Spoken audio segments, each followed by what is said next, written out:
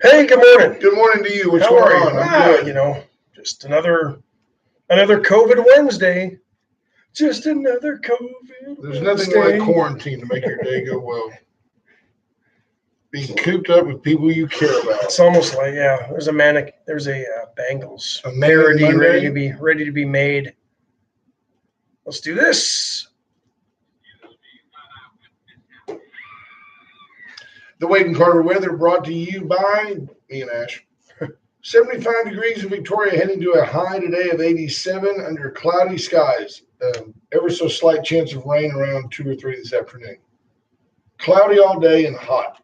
Well, not hot, but if you're in Calgary, it's hot. 87 degrees. 70 some odd degrees in Calgary yesterday, so they finally got a nice day. So is the snow over? Do you call it now? No. You say that's it? No more. There'll be another snowfall between now and Memorial Day. Seriously? Yeah. People are crazy. There's usually one around the Victoria Day weekend, which is the weekend before Memorial Day. Why does anybody up there? So, CW Bean checking in. It's actually a pretty nice city, except when it's 40 below. Right. David Rice, good morning. Lisa Poole, Bobby Leister, Scott Tomko, Stephen Kidder, all checking in. Let's see who else is in. Who checked Judge in Posey, first? Randy Langston, CW Bean was first one in. Steve Kidder must have had a bet with somebody. Remember Fred Flintstone? Yep. Happy birthday to Brent Anderson this morning. Hey, happy birthday, Zip. Didn't the great Kazoo have to get Fred? Gazoo. It's a G. Gazoo. It's Gazoo? Yeah. Didn't he have to get Fred out of gambling? They had to get Fred out of a lot of stuff. He was involved in that, wasn't he? Dum-dums. Come on, dum-dums. Bet. That's right. When they went to Rock Vegas, wasn't it? They went to Rock Vegas, correct. Yep. Don Posey checks in. Good morning, Judge. Lisa Poole. Hello, David Rice. See who else in. Chris Jansen. Good morning to you, Chris. I think I passed you the other day. They waved at you, but I don't think you saw it. I don't think you knew who the idiot Did who you was give him waving at you was. the de Blasio wave? I didn't give him the one finger salute. No de Blasio wave. Chris Conrad, good morning to you. Paul Ebner, Tammy Darlene, good morning. How's it going, Nate? It's all good. Melanie Lott, Steve Tyler, Matt Boucher. It's a thinking man's audience. You notice that? Steve Kidder's gunning for top fan. Trey Molina's in. Marvin Mickish. Funk it, Trey Molina. Trey, I saw your video yesterday about St. Ed's athletics. Ash and I were talking before the show. This was not really show material, but something we talked about before. You got a school like St. Ed's, 4,500 students at $45,000 per is $200 million a year. Which tells me not everybody's paying $45,000 per. Right. Is that right? Well, I don't know. Yeah. 45,000 times 45. No, you're right. That's $202 million. And you're telling me they can't play golf? I mean, come on. Or tennis and soccer? Yeah, come on. Yeah.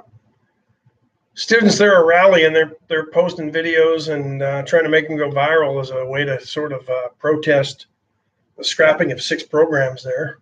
It honestly sounds to me a little bit like they were kind of looking for a way to get rid of sports to begin with and just kind of said, hey, here's our out. Let's ditch it. I don't know. You hate to see that. They've had some success. It's a beautiful little school. And their soccer program, their men's soccer program, have been pretty successful. So yeah, interesting. Yeah. Makes you wonder. Yes, sir. Steve Tyler says it's still Groundhog Day. Yeah, it really is. Now, San Miguel Guajardo checking in from Austin. Big in Austin. Yep. Jim Simpson, Andy Ria Jr., that's BJ Nelson, Jimmy Three Cheese, Michael Guajardo. CW Bean wants to know if he won something. No, he didn't win anything. Just because you're first in. It doesn't mean nothing here. It means you're the one that couldn't sleep. Exactly. I mean, what do you want, a cookie for insomnia? That's all you get this morning. Who does that? Nobody checks in here to see what's going on. We're trying something different. We've launched a YouTube channel. See what's staying on my T-shirt. And so that launched today. Wade and Carter on YouTube. We're here up on Facebook. Yeah. There's a little stain on my T-shirt. You can see it on YouTube. So we'll see how that goes, and it'll be interesting. The difference is on YouTube down at the bottom it says say something, and it's like there's crickets. Yeah, there's nobody saying anything, but we'll have to see how that works. First time trying something. If you ain't evolving, you're devolving. Deep thoughts by Mr. Apocalypse. So Unbelievable. Diane O'Quinn, good morning. Scott Snow, Missy Klimacek, Johnny Houghton, good morning to you. COVID obviously is on everybody's mind. Doctor Missy. Yes. Good morning, Doctor. Congress passes $480 or $480 billion in what they continue to mislabel as stimulus package. I don't believe it should be called that. I believe this is more. I think this is COVID reaction and recovery. I don't know that stimulus is the right word, because until you allow businesses to open back up, there's no stimulus happening. No. Steve Kidder says, do you get the after show if you subscribe to the YouTube channel? The deal is, Stephen, go subscribe and you'll find out. If you don't subscribe, won't you please just donate? It's your responsibility. This type of free press must go on. It is essential. This family-owned show here, It is essential that we go on. So initially, about $350 billion in what could be forgivable loans was approved by Congress. They blew through that money in about 16 days because you had there is a congressman, and I can't remember his name, that's asking for a congressional investigation into Ruth's Chris, which one is it? Ruth's Chris I've never eaten there, Steakhouse. yeah. I've only passed it. I can never afford it when I look at the menu. Right. They got a bunch of money. And they the Shake Shack did the same thing. The Shake Shack got $10 million. They said they're returning it. Ruth's Chris apparently came out and said, well, we thought with under 500 employees, that meant per location. Oh, goodness. Yeah.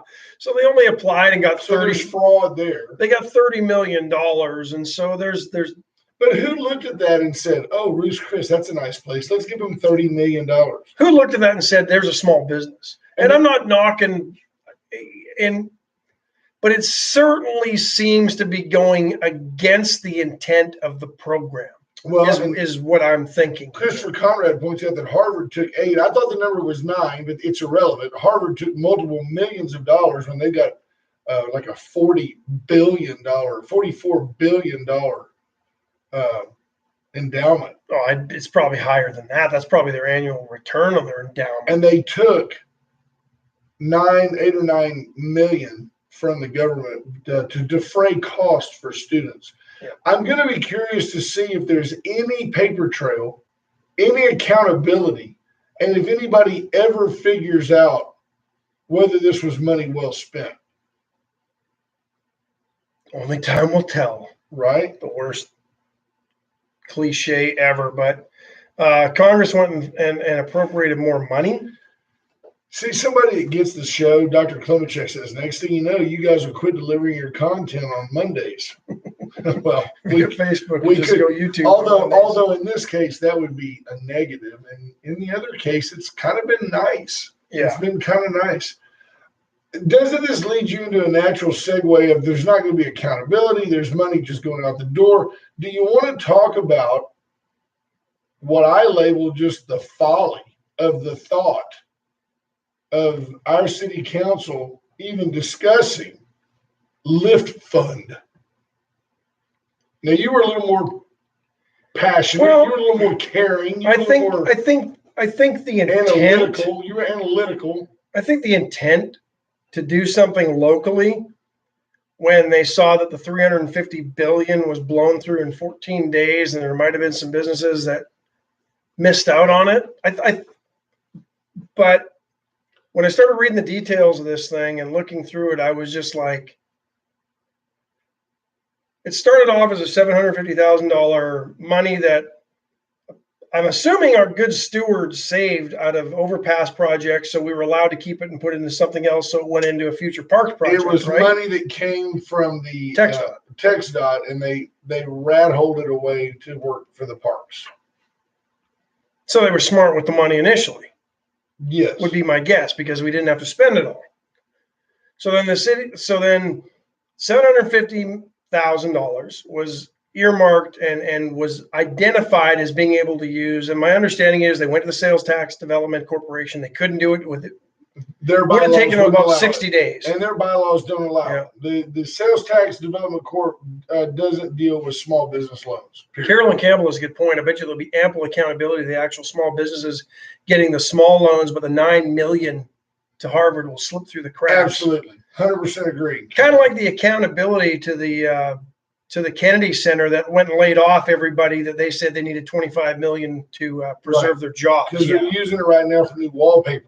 Yeah. That's what they're doing. Good morning, Mike Blosky. Katina Arterberry checking in, Lacey Merriman. Katina Arterberry's checking in because Uncle Mutz is back, baby.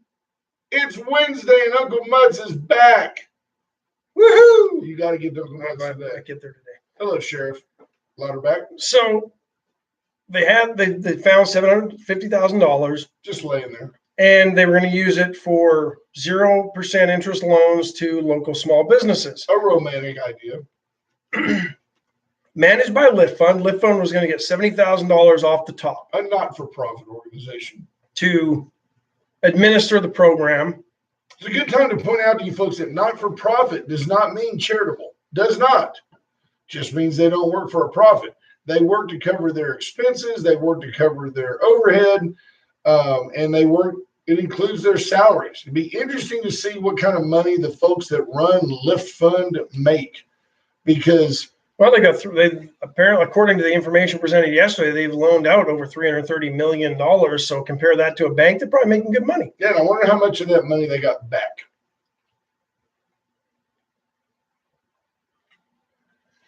Brian Lott says this business applied for the small business business help. He's not going to say numbers, but he said they didn't get approved for enough to make a round of payroll.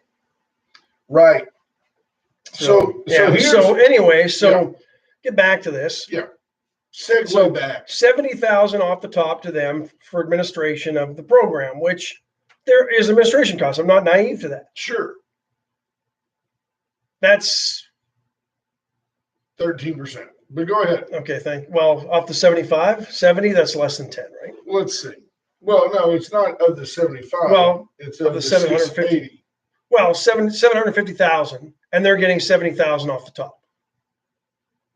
So that's about 8%. Well, you can do it that way, and you can get that it's 9.3%. So that would have left $680,000 to be loaned out to local businesses. Plus, there's a 5% fee for every loan application paid for by the borrower. And in the numbers presented to council yesterday, they figured at $25,000, which was the max that you could get loaned. That works out to about 27 businesses in Victoria that would have been able to get the money. That's the fewest number that would have been able to benefit from it if they all went and applied for $25,000, right? Right. And they cited a figure of 20,000, which would have helped about 34 businesses in town. Still, they're getting another 5% off that, which took the percentage up to about, I think, 13 or 14%, or maybe a little bit higher. Then they would have leveraged that money and managed to go out and get another $70,000 somehow to help cover their expenses. When it's all said and done, that's about make that effort. That's about 23 to 25%. Now we're talking almost payday loan type of margins. It's between using a bank and a credit card to fund $750,000. The interesting thing is, I can go back to the impetus of the idea and tell you that I don't believe, and I didn't say it nearly as eloquently as former Mayor Paul Pawlowski, who I thought was spot on, that this program, period, is not in the wheelhouse of municipal government, city government. It's not, we're not in the charity business and we're not in the banking business. But when you throw in that you're going to take $750,000 and the most you'd ever get back is $680, you're not being a good steward of taxpayer money. Not even $680. I mean, that's wrong because there's a 5% origination fee and to the borrower. So if your loan was for 20, you're already only getting 19 right off the bat. Right. And you don't. You owe 20 back. I found it interesting that they're using our money, and yet the Lyft fund people talked about interest buy downs. Well, you don't have to buy any interest down when you've got no skin in the game, and that's one of the things that bothered me about Lyft fund. Well, and Andrew Young was concerned about, on the back end, they set up an ongoing dream fund, which is a pool of money to continue to do this, right? Right. And the only one that generates any revenue off the interest is Lyft fund. So we're putting all the skin in the game. We're paying them between taxpayers and borrowers, $104,000 right off the start to administrate this thing. Right. And because 5% of 680 was about $34,000 added to the 70 that they would be getting on this is 104,000. That's how I get to the math. And nobody disputed that during the meeting yesterday. So I'm assuming it's correct and accurate. Then this fund is there.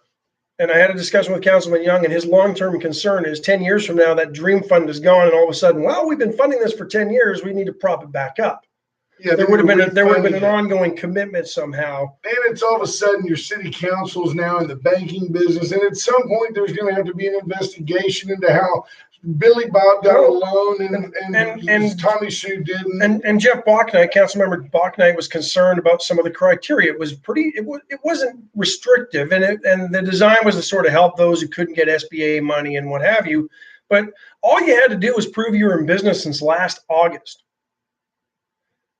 And he said, if you point out to the start of the COVID around March, you're talking a company that's only been open for 7 months. Right. You had to show about a 15% loss. Easy to do. You had to retain or employ one person. No definition on the timeline of that. Brent and Ash's roofing service. Yeah. So, and his concern was also defaults. What happens if they default? What are you going to go after? You're going to go get their house if they decide not to make payment on a $5,000 loan that they got? There's no collateral on the loan. And what's interesting in this particular situation is, at what point is too much too much? If I told you that this is a really romantic idea, and even though I don't agree at all with the city being involved in this, I just don't. There's federal funds available, and I'm not sure I believe the federal government ought to be involved in it either. Maybe give people tax cuts and let the consumer spur the economy. But I'm not sure I believe in the government, in this case, just, the federal government just printing money and sending it out and devaluing our currency. We're all going to pay for the inflation. We're all going to pay for the inflated prices when this is over, because the dollar is going to be worth even less than it was worth to begin with. And here's how the voting went amongst your city council members. Rafael De La Garza, no. Josephine Solis, yes. So she voted in favor of it. Jeff Bachnight was a no. Jan Scott was a no. Councilmember Andrew Young was a no. Mark Lofgren was a yes. And Raleigh McCoy was a yes. It was defeated 4-3. Right, as it should have been. And I look at it, and I mean, I understand the agendas at play, and I understand exactly why everybody voted the way they did, and bless them for voting their conscience. But the reality of the situation is that this was a bad financial move, and it was at best questionable as to whether the city should be involved in this to begin with. If I came to you and I said, we both agree that maybe the city shouldn't be involved in this, but Ash, I've got a not-for-profit that's backed by fill in the philanthropist, and for $5,000, they will take on the underwriting of these loans and all the paperwork and everything, and we can loan $745,000 into the community. You might say, well, that's pretty good, and that's almost like a charity deal. That's good. But if I came to you and said, we've got $750,000, I've got an organization that'll take $500,000 of it, and they'll loan the other $250,000 out and guarantee you get the money back. They're going to spend the time to underwrite these loans, and you'll get your $250,000 back. It doesn't take long to realize that's a bad idea. I'm going to pay $500,000 to get $250,000 back. It's costing me $750,000. So somewhere in between is where this Lyft fund is, and Lyft fund comes off looking like a credit card to me, a payday loan place. Well, and Jeff Bognight was concerned about defaults What happens there? Where's the There's accountability? no accountability. There's no recourse. And Lift Fund says they have their track record over the years is about a 4% default rate, which I don't know what that is compared to industry standards. It seems acceptable. I think banks are more like 1%, Well, and but- I'm going to tell you but I that know this would be 30%. Well, a Lift Fund is designed to provide credit and funding to those who can't qualify for a traditional loan. I kind of get what they're trying to do. Right. So I don't know that 4% is. If 4% to me was an absolutely atrocious number, they'd be out of business. Well, and I Right. don't believe that's 4% is not an atrocious number. I just don't believe that it's the role of city government to offer To be in the banking business. high risk Yeah, businesses no, my tax dollars. I agree with you there. The other thing is, I don't know that you can look at that 4% track record and think that 4% is going to be the norm when we're heading for what, some are calling the worst depression ever, Right. and others are 30%. saying we're at least heading to 2008 level recession. I think if you loaned 680,000 of those dollars, if you got 300 of it back, you would be lucky. Lucky. And that's not an intelligent. By the way, these are the same people that complain about Boot Fest. And there was some comments after, let's go back to the drawing board and figure out how we can help. But I like your suggestion. Cut taxes. You want to help businesses, all businesses. Yeah. This would have helped at the maximum 27 to 34 businesses. Because let's be honest, if you're applying for $1,000 loan, your business probably isn't going to be in business for much longer. If that's all That's right. You're not much of a business if all you need is $1,000 loan to get you through here. You either have enough reserves on the back end looking for a free cash grab, or you don't have much of a business. Well, That's the just thing the is, honesty here. So, but I believe the number was presented. There's 4,000 businesses in Victoria. Cut the taxes on every single one of those 4,000 businesses, and now you're helping every business, not the 34 that could have applied for the Lift Fund loan or gone. Absolutely. A couple other thoughts on this. One is the $750,000 came to the city from TxDOT. It was part of an overpass program, and it had been earmarked to go to the parks. Okay, so then they were going to take the money from the parks and then later use the sales tax development. Well, but that's where a couple of council members had issue. Sales tax corporation had, I believe the word was, would consider $750,000 for a future project. There wasn't a firm commitment, and that was troublesome to, I think, Councilmember Bachnight and Councilmember Young, if I remember correctly, and maybe even Councilmember Scott. But you're taking the money from Peter to pay Paul with the promise that I'll give you a hamburger on Tuesday, that kind of deal. And you're looking and we'll give you a burger and a fries somewhere down the road. Yeah, it does interest me that from a finance standpoint, this is folly. Now, it may, from a benevolence standpoint, from a romantic or philanthropic standpoint, look at the little city that just pulled together and loaned money to help themselves out. Okay, that's a beautiful thought. I'm not thrilled that our city manager was on board with this. This is Finance 101 money loser.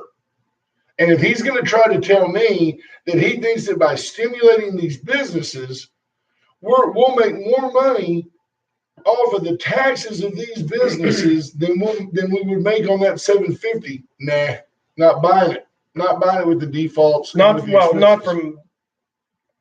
can't see how a business would go and apply for much less than the 20 to 25 maximum. Right. So I don't know how 34 businesses are going to, 27 to 34 businesses would get you that. The other problem I have with it's a drop in the bucket for what we need. Sales Tax Corporation funds their projects out of sales tax revenue. If we're facing a hit, I can't wrap my mind around, and my brain just won't comprehend. Yeah, I know. There's nothing. No, I'm with you. Shine the light. No, I got you. At some point down the road, when they're asked for that 750 that they said they would consider, well, sales tax revenue has been bad. All we have is 250. Who's footing the other 500,000 at that point? Right. back to us, the taxpayers, and back to you, all the taxpayers. I Right. don't live in the city. No, but I'm with you. Right? That's you the pay way- a lot of taxes in the city, though. I mean, I pay sales tax, but that's kind of the way I saw that. James Kerr says you want to stimulate business, you open up Texas, and that was getting to our next point. I think we already made that point. That the other thing is, if we don't allow business to open up, there's going to be no stimulation. There's going to be no economy. These loans will be defaulted on at a higher rate than 4% for sure, because if you can't open your doors, you can't ever keep your doors open. Right. And I get it that there are a number of small businesses out there that on an individual, this is where I'm like, globally, I'm real conservative. Personally, I'm probably kind of liberal. I'd have a hard time looking at an individual, and I've got one in mind. I have a friend in mind that owns a small business that I know is struggling. And I would have a hard time looking at that person and saying, hey, these loans are not a good idea. When they're thinking, if I can just make it to May until they lift this deal, I'm going to be fine. I'll pay my loan back. And this particular individual, I know they would. But the reality is, for those people, there's got to be another loan somewhere besides the city deciding to get in that. This is exactly like, does the city get in the affordable housing business? It's charitable. It sounds great. It's just not your job. So there you have it. There's Funky Trey Molina. What do you say?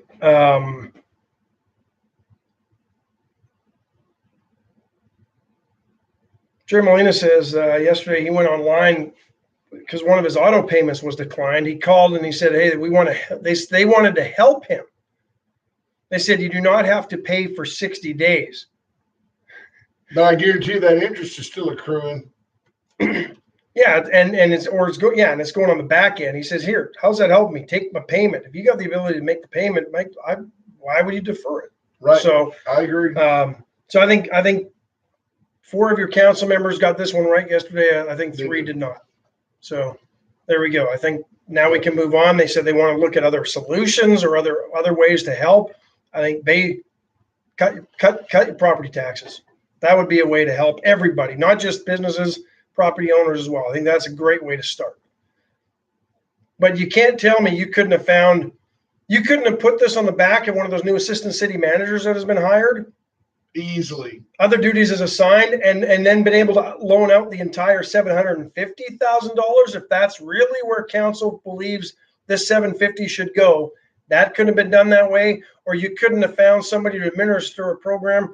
We got a lot of good retired bankers in this town that probably could have done it for a few months for $15,000, and you're able to lend more money out and help more businesses. If that's really the way City Council believes this money should be spent, which I don't believe is the intent, although I think there might be, if they rework this, I think you might see a 4-3 vote the other way, to be honest. Look at it like this, though. You could go to a bank and get a signature loan at about 10%. And the bank at least has skin in the game, right? They're loaning their depositors money. If they lose that money, the bank can go out of business. Lift Fund is getting, what was the number, 13% or whatever when it's all said and done.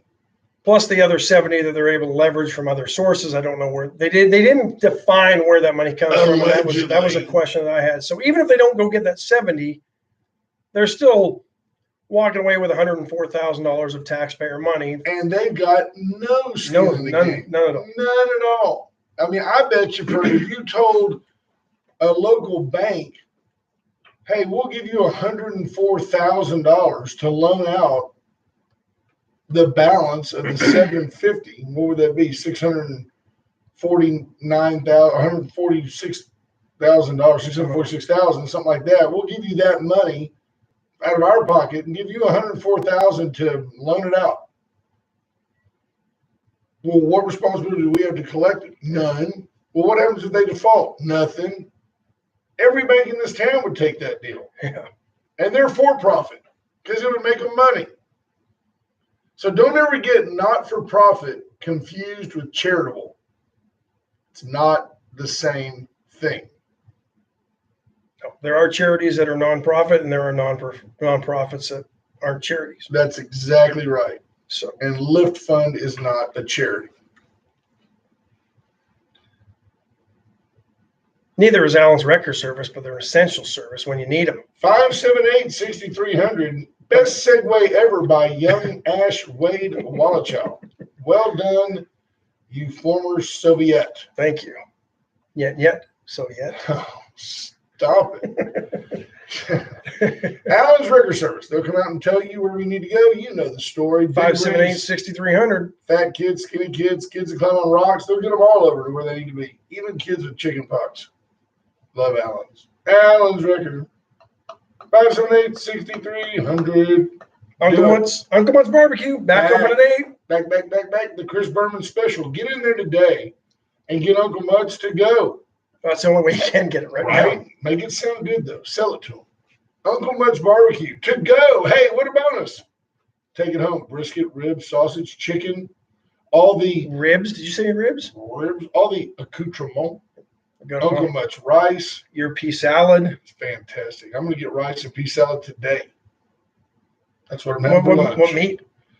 Don't need any. Just carving it up, huh? Rice and pea salad. There you go. There you go. That's what I'm having. That's all I can afford.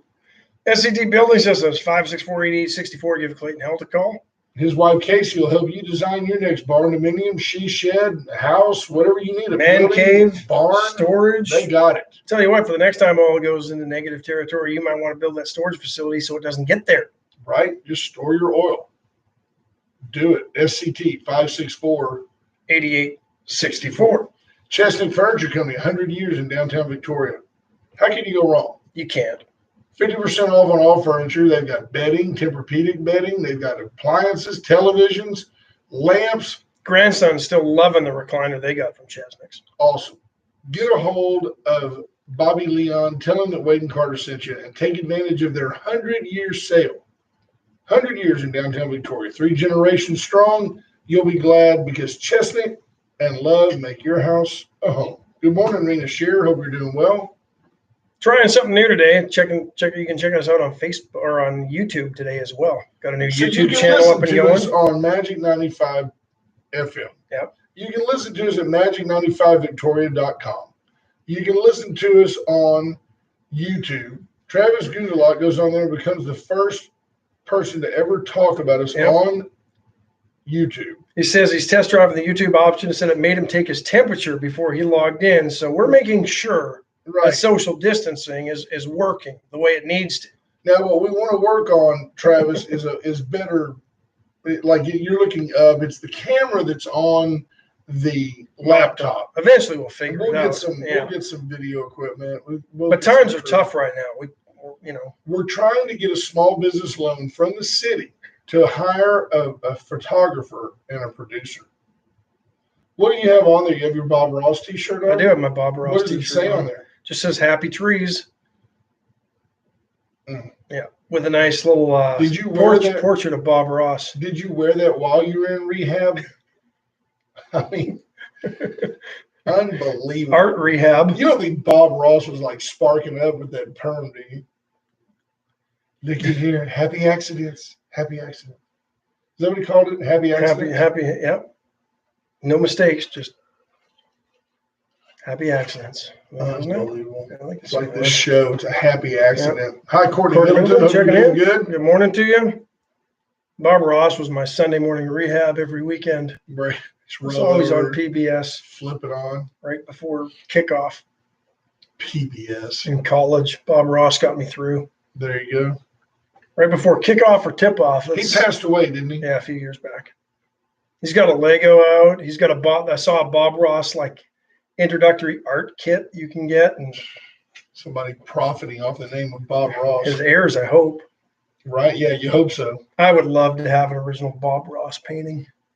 They all look the same. No, they start off looking the same, just a white canvas. Here. They all started the same.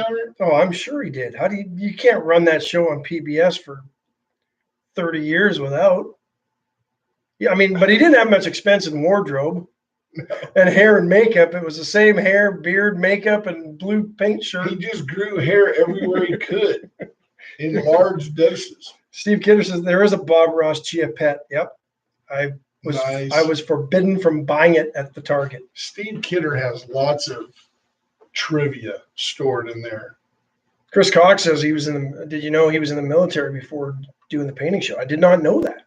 I now even have more respect for him. There you go. So hopefully he was honorably discharged. Was he a Canadian?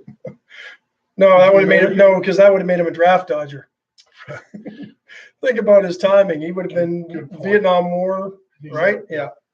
I'm with you. So James Kerr says he needs a Bob Ross perm. First, you need more hair, James Kurth.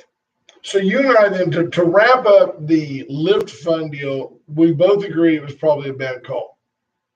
Yeah, I think City Council got it right. And I will go on giving a pass to those involved.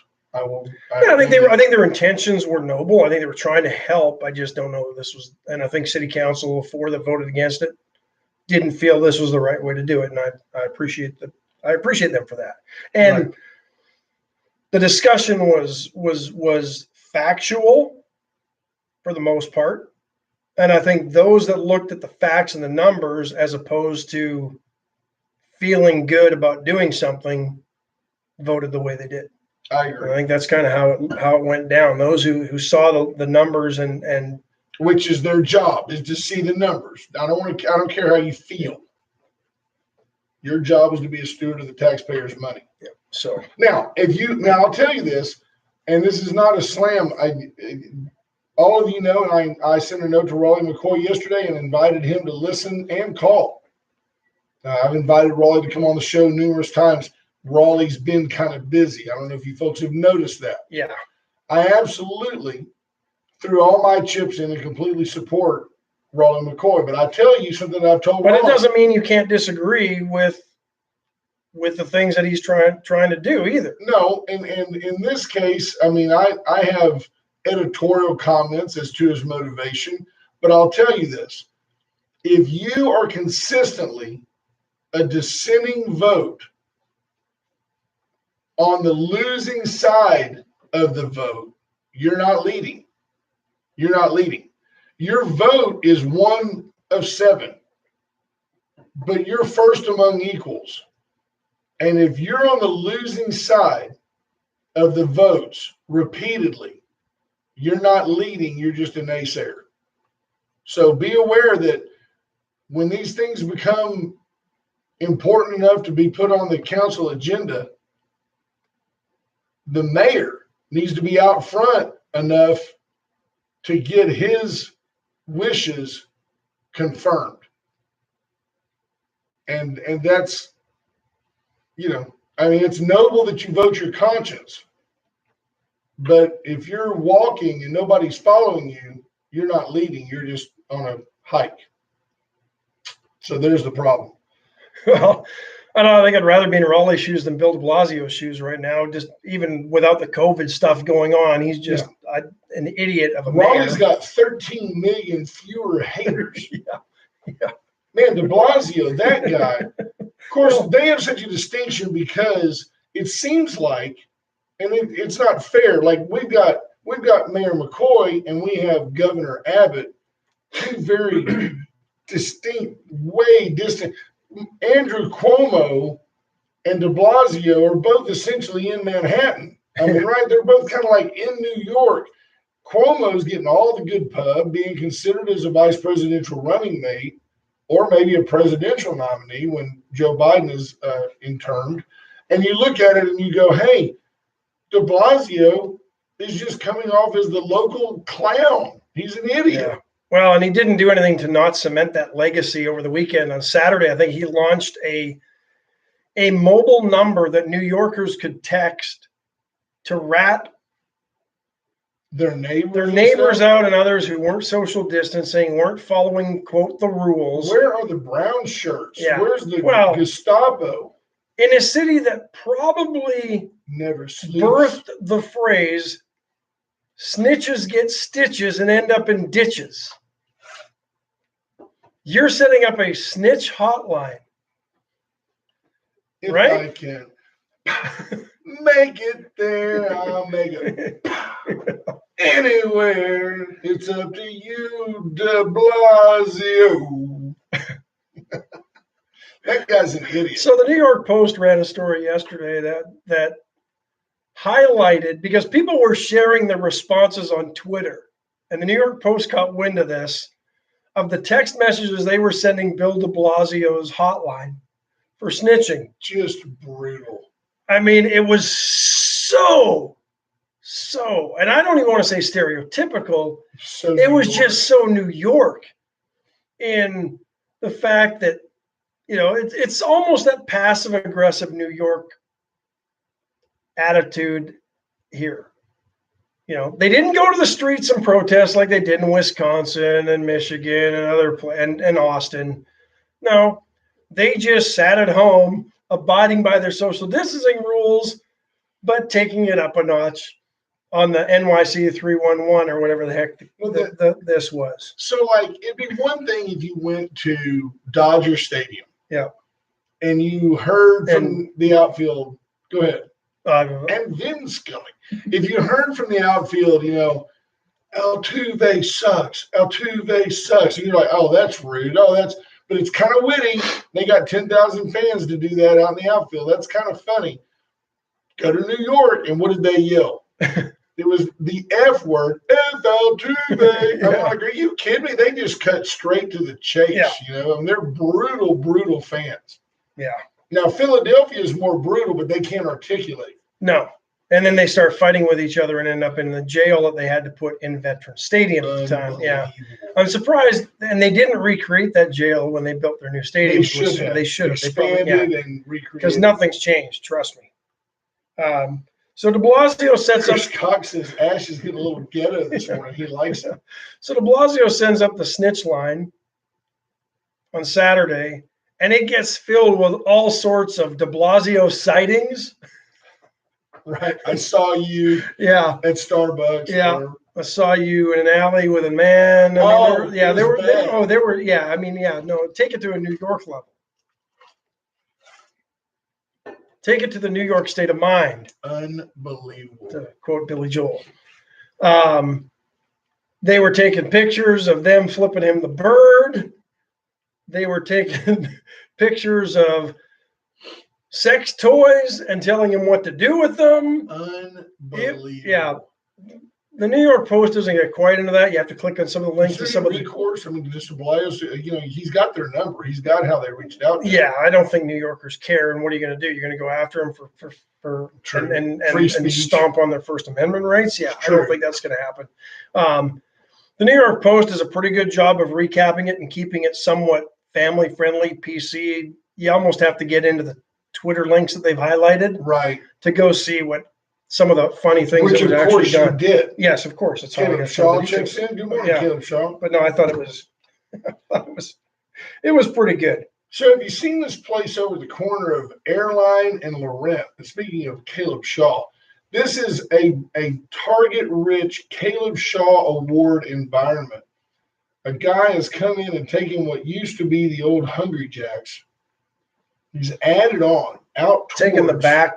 I guess if you're looking at it, the left side, if you're on Airline, looking towards. It used to be a gas station years ago. Okay, I didn't know that. They've taken it and they expanded it out, and they're going to have kind of a stage patio stage deal. And Caleb, it's just so close, right? Yeah, but they're going to have a lot of the same food, I think, that the other establishment had. It's so close to Laurent that you just have to figure at some point somebody's going to barrel through there. It's just the way it is. It's a Victorian tradition of property damage. So far, no Caleb Shaw Award is not yet. Well, nobody's driving anywhere. No loss of life with the Caleb Shaw Award. Adam Daughtry checking in, but no loss of life with that. Tipton avoided it by mere feet. Yeah. Brent Goen, good morning. Hello, Brent Goen. So President Trump yesterday, as we were late what was yesterday, Monday? Late Sunday night, he tweeted out that he Today's was, Wednesday. so late Monday night, he tweeted out that he was going to revamp our immigration. It's all, every day is the same these days, COVID. Right? Right? It's COVID Wednesday. So he tweeted out immigration. There was a little bit of flap yesterday. And then he, I guess last night, announced that his immigration ban will last for 60 days, and it will only be on those looking for green cards. So temporary work visas, other types of visas. That it would have been, I think, here's part of the president's issues that I have issue with. Instead of trying to weigh through whether or not this is actually doable on the front end, right? He blurts it out and then works out the details. I actually kind of like that. He's got a whole bunch of people that work for him to solve the problem. But wouldn't you say, hey, here's what I'm thinking. What are the issues with this before I go? So, I think they find it out when he tweets it out. And here's what the problem was. Trying to delay or trying to limit everybody on temporary visas and all this, it would have been an administrative nightmare. So he's reined it in and said only those now seeking green cards will be affected by the 60-day ban. Well, go back up to 30,000 feet and recall that President Trump, when we had only cases in Seattle, only were they in Seattle that we knew of, way before New York, the president halted air travel from China. Oh, he's jumping the gun. You'll recall Nancy Pelosi was in Chinatown in San Francisco because she had to show a good face to her local people. Yeah. I'm going to Chinatown. De Blasio was going to the gym. They were all making fun of Trump. He's jumping the gun. He's jumping the gun. Then the next thing you know, Fauci says, well, truth is, and this is a statement of obvious fact, if we would have started this distancing thing earlier, we'd have had fewer cases. There's no doubt if we all stay home, very few people could get the disease. So then all of a sudden, Trump didn't do enough. Trump didn't do enough. So then Trump says, well, fine then. I'll just close the borders and nobody can come in. We will social distance America from the world. You know what they call him? A racist. And a xenophobe. He's a racist and a xenophobe. Dude, the guy can't win. No. You know? Good point. Well, he can't win. You tell him, no, you didn't do enough. So then he says, fine, let's close the borders. Now, racist, you've gone too far. Racist. Now you're hurting my friends from Guatemala. There's J Dub. J Dub. Jay Young. Look at all the J's That's checking young in. Jay Young. Clint Ives. Project Tickle Pink. There's Clint Ives, Commissioner Clint Ives. By the way, Clint Ives still bragging, not one COVID case in Precinct 4. He just throws it out there. It's like Precinct 4 area is just devoid of any. It's because they can't release that information. They can't release people's. There you have it. Kathleen Berlanga, good morning to you. She Canadian? No, I don't know. How do you get these names right? Or do you just assume that it's not Berlanga? That it's not Gonzaga? Well, because it's Gonzaga. Because up north, the A is longer A. A? Not the soft A. Sorry. Sorry. Mazda. Mazda. Speaking of Mazda, Atzenhofer Chevrolet, wow, since 1926. And along the way, they picked up Cadillac, Mitsubishi, Mazda for the American listeners. There you have it. All the cars you need, new, used, pre-owned, they got it all. And you can all get it all from the comfort of your own home. No doubt. Go online, do the entire process if you want. I challenge you, go today, buy a truck. You can do it all online without ever having to actually see one of their salespeople. Show up, tell them, I want it running. I want the keys in it, and I want the AC on with the windows down because I'm a big shot. And I'll be there to pick it up. That's not for take care of you. You've also got full service of all makes and models. They'll do your inspections. They'll fix your dings with the paint and body shop. And they've only been here since 1926, folks. I think if you don't do it today, they'll be here tomorrow. Yeah, they're not going anywhere. Hook up with the folks that are stacking them deep and selling them cheap, selling cars like candy bars. How many generations have they got over there? Tommy Taylor, then Milton Greason, and Mr. Bully Greason, then it has to go all the way back to Mr. Atzenhofer himself. So that'd be four. It was Ed Atzenhofer, wasn't it? I think so. Started selling pickups back in 1926. Unbelievable. So that'd be at least four generations. At least. There's always that one generation somewhere in there that nobody likes to talk about, but probably had some part some job at the dealership at some point. Right? Look at there. There's Dana Moore De La Garza says, FYI, Ricky D. Mr. Rafael De La Garza. Listening from home. You know, and I talked to Ricky yesterday, and he was torn on this deal because he wants to do everything he can. He wants to send a strong message to his constituents that he's all about small business. He just said, financially, this deal just doesn't make sense. So I believe that council and I believe Mayor McCoy will find other avenues to solve this problem or to assist. You can't solve this problem. No. Nothing solves the problem except the virus going away and people getting back to work, and we need oil back at about $60 a barrel. Yeah. Other than that, nothing's going to solve economic issues. No. Who would have thought this, honestly, in January? We were optimistic. We were going into a great year. It's only April. It's like, oh, bother. Yeah, we're barely out of the first quarter. Beaten country. It's not like we're Greece or anything. No. Spain.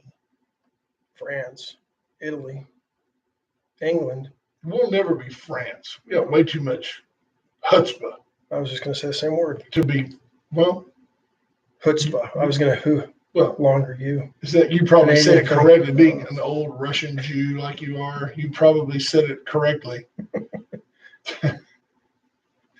I just make you. I make so Soviet. many religions. Yeah, and I'm every. ethnicities and nationalities. Yeah, I'm so confused when I filled out the census. I didn't know which Right. boxes to You've been, check. I've labeled you a Soviet, Jew, spy. Russian, You straight up Russian. German. Yeah. From the Eastern Bloc. Yes. Never knew what that was. I mean, I know about Jimmy from the block, but I don't know about the No. Eastern Bloc. Soviet bloc is how we refer to Now, it. James Kerr says you both speak Yiddish. No, but we both speak jive. Yeah. Bro. Soviet bloc is how we referred to it. Did you? It wasn't the Eastern Bloc. We owned those countries. We. They were ours, the people's. I mean, I knew something was up. We'd be talking Astros, and he would call him Yuri Gurriel, Gurriel, like he was the old cosmonaut. Yuri, like it's Yuli. You know, I'm sorry, I had a flashback. You don't get a name like Gurriel. We just lost all of our listeners. There's Gagarin. There's a Gagarin in there Gagarin. somewhere. Yep. Adam Daughtry says I'm a melting pot. You're a hodgepodge. You're just a hodgepodge. I am the melting pot. I did the show with you for 2 years before I could spell your last name. I'm a cultural mosaic. Wade, W-A-D-E. It's not that hard. Right. Oh, Code name Ash. Yeah. BJ Nelson says politically correct that Wade and Carter was thrown out long ago. Yeah, not that long ago. Yeah, we tried to maintain for a while. Here's what's funny though. We've gotten to the point now where, and I do think that you've helped me in this regard. There are things that the joke of too soon. There's certain jokes you don't make. Yeah. I mean, you don't. Now, I used to say, no, there's not. There's people that'll get them and there's people that won't. There's people that will get the irony of the fact that you made the joke. There's where the real humor is when you have that listener. Steve Kidder comes to mind as somebody that you could say something that on the surface is either totally benign or highly offensive. And it's the undercurrent that's really the humor. You can't talk on the radio only to Steve Kidder because you've got several thousand people listening. You have to kind of not dumb it down, but be aware of your audience. At the end of the day, I've learned that there's certain things you just can't joke about, certain things you just shouldn't say. And then I usually try to ignore those. But I've helped you get to that point. yeah, and I'm glad. I don't want us to ever be less than edgy. I want people to go, wow, can you believe they said that on the air? I don't want it to be, it doesn't need to be vile or foul. It just needs to be cutting edge. Well, I think, the feedback I get from people the most is, wow, you say things I'm thinking, but some people, I think we're almost like a conscience of some people that because they won't say something. So I kind of like that. They say to you, You say things that I'm thinking, and Carter just mumbles. We don't know what he means. It's like that have a point thing. Steve Kidder says, just talk to him. He's here for you. I was born a poor black child in Tupelo, Mississippi. I'm in the phone book. Steve Kidder. I might have to try to find that movie somewhere today. Oh, but This Steve, evening. you know what I'm saying about there's certain humor that you hear and you go, no, you missed the whole point. It's not that he made that joke. And I don't even mean me. I mean great comedians. It's like, it's not that he made that joke. It's the undercurrent of what he said there that's so funny. Norm Macdonald was doing COVID stuff about a month or so ago and at a stand-up place, Did you obviously see him? before they were closed. And man, it was Yeah, funny. he goes, hey, I'd have been here sooner, but he goes, he started coughing into the crowd. I've had this nagging cough and my fever just spiked. And he's like spewing out onto the crowd, you know, it's hilarious. It was. And this is pre-lockdown. Yeah, and he's got that real dry delivery where he's not laughing. He's He's not, Canadian. yeah. That's kind of how we roll. He's not actually dry humor. He's just beaten down by the government. Exactly. Gulag. Yeah, he's been beaten down by the regime. Exactly. Tell you who won't beat you down. The locally owned and authorized AT&T retailer. Are you 2 for 2? The VCS companies, Rocket Oilfield Services, and the only locally owned and authorized AT&T retailer all reside on Curb Boulevard. Curb service, folks. They'll prop you up. Samsung's, Apple's, Motorola, any Android or Apple operating system, Texas they've got it. Instruments.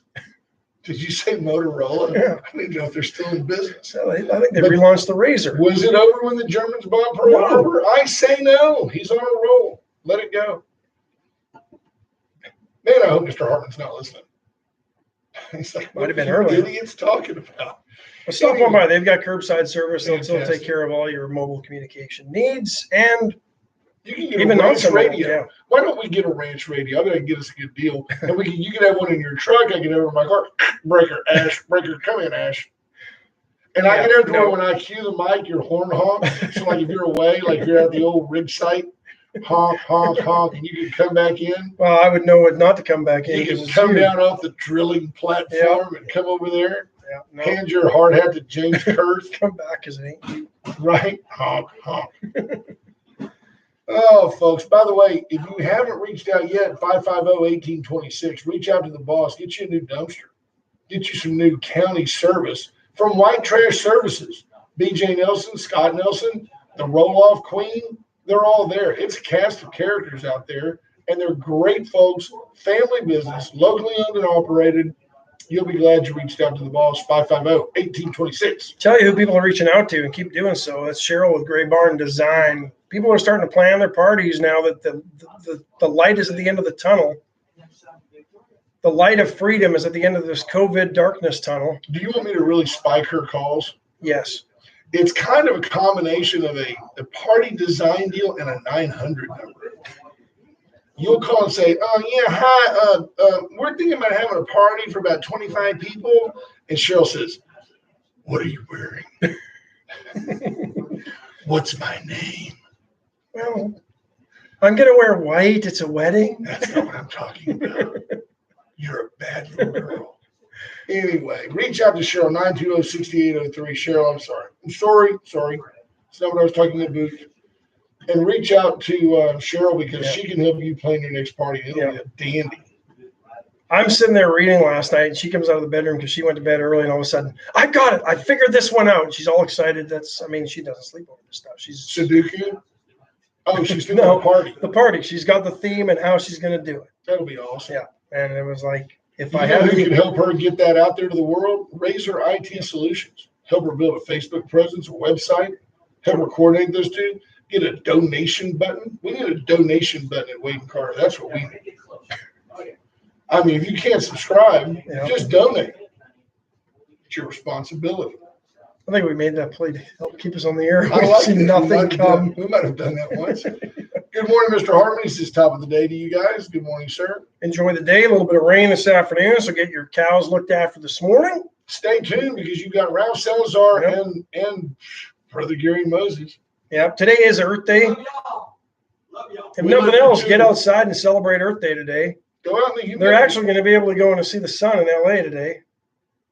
because You can't go protest. No more smog.